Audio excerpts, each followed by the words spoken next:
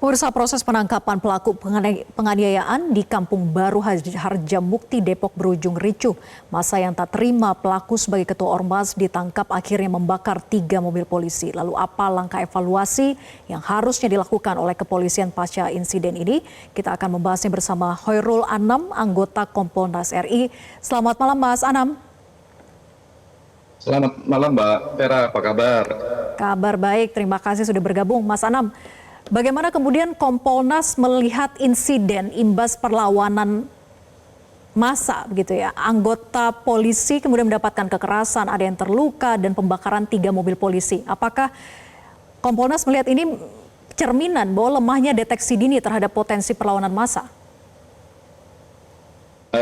Yang pertama-tama memang kami prihatin ya atas peristiwa ini ya. Apapun yang terjadi, penegakan hukum tidak boleh dilawan dengan kekerasan. Penegakan hukumnya dilawan dengan upaya hukum yang lain. Siapapun pelakunya saya kira harus ditindak tegas. Itu yang pertama. Yang kedua memang kami memberikan atensi ke kasus ini. Besok kami akan ke lokasi ya, berjumpa dengan berbagai pihak untuk ngecek apa sebenarnya yang terjadi. Kalau ke Polres ya kami akan lihat bagaimana SOP dan sebagainya. Ya, kan penangkapan seperti ini kan pasti punya skenario. Apalagi itu kan dengan membawa jumlah anggota yang cukup besar ya, 14 orang. Nah, itu kan pasti ada sesuatunya, ada apa namanya bacaan di awal. Kenapa kok sampai membawa begitu banyak dan sebagainya. Nah, yang berikutnya saya kira ini harus juga menjadi perhatian kita, apakah warga sekitar ataukah anggota ormas tertentu dan sebagainya, itu juga akan kami cek gitu ya. Tapi lepas dari itu semua, saya kira ya siapapun pelakunya ya, karena ini kan melawan penindakan hukum ya, melawan upaya hukum yang apa namanya yang dilakukan oleh negara kita, saya kira negara nggak boleh kalah. Dalam konteks ini polisi nggak boleh kalah. Ya tindak tegas, tapi wanti-wantinya begini. Tindak tegas ini ya tidak boleh juga over. Jadi kalau ada orang ditangkap nantinya dan sebagainya, ya nggak boleh ada kekerasan berikutnya. Ya disiksa lah apalah, itu nggak boleh. Kami sudah wanti-wanti itu. Nah, tapi bagi warga yang terlibat dalam pembakaran itu, ada baiknya memang menyerahkan diri ke polisi.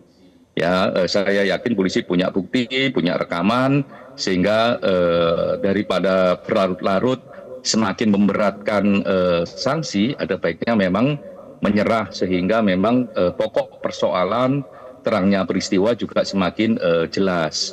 Ya. Saya kira itu yang paling penting. Ya, Mas Anam, soal prosedur nanti masih akan didalami oleh Kompolnas. Tapi ini kan kita tahu yang mau ditangkap ini tokoh masyarakat setempat gitu ya.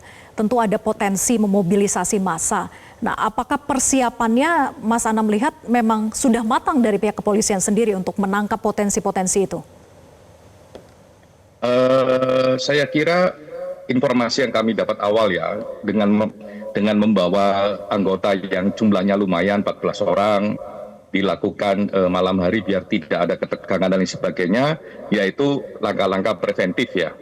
Lah kita untuk ini kami akan dalami, besok kami akan datang ke Mapolres untuk menanya langsung bagaimana persiapan dan sebagainya. Karena dalam konteks yang lain penegakan hukum itu juga harus juga mempertimbangkan bagaimana rasa aman bagi anggota gitu. Lah ini untung saja walaupun ada pembakaran mobil tidak sampai menghilangkan nyawa, walaupun ada satu anggota yang mengalami luka di kalau informasi awal kena lemparan batu bata atau hebel gitu ya.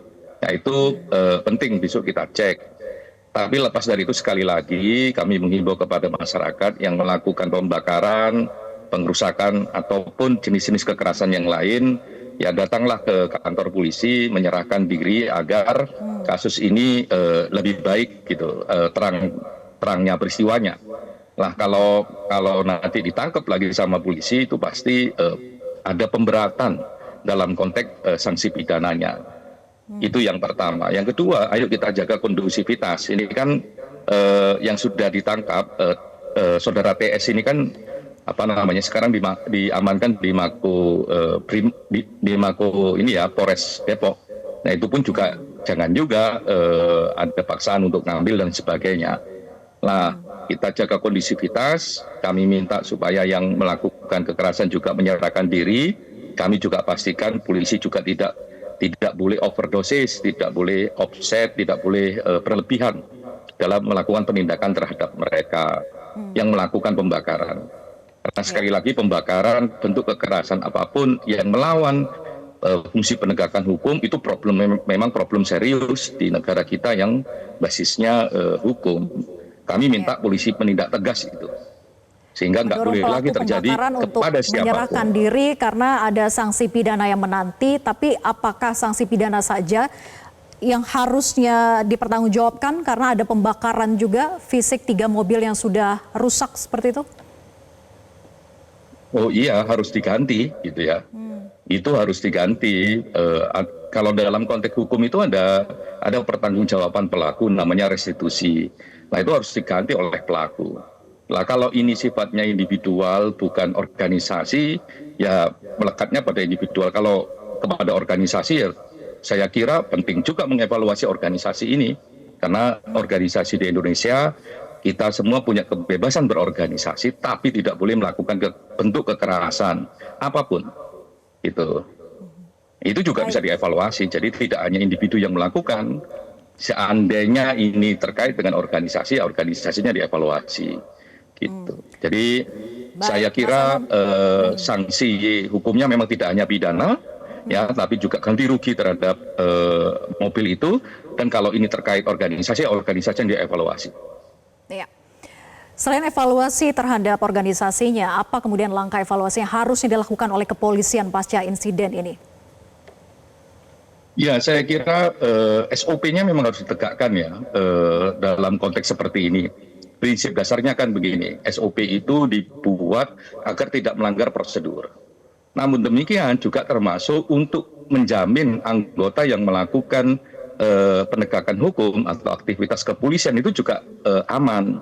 Sehingga membaca eskalasi, membaca tindakan yang akan dilakukan jadi sangat penting. Lah itu yang besok juga akan kami mintain klarifikasi, minta pendalaman apa sebenarnya yang terjadi. Misalnya, kenapa kok 14 orang yang dikirim? Kenapa kok nggak lebih banyak kalau memang potensi kekerasannya besar dan sebagainya.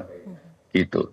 Baik, kita nantikan hasil pendalamannya besok oleh Kompolnas. Terima kasih Mas Anam sudah bergabung bersama kami. Selamat malam. Jelajahi cara baru mendapatkan informasi. Download Metro TV Extend sekarang.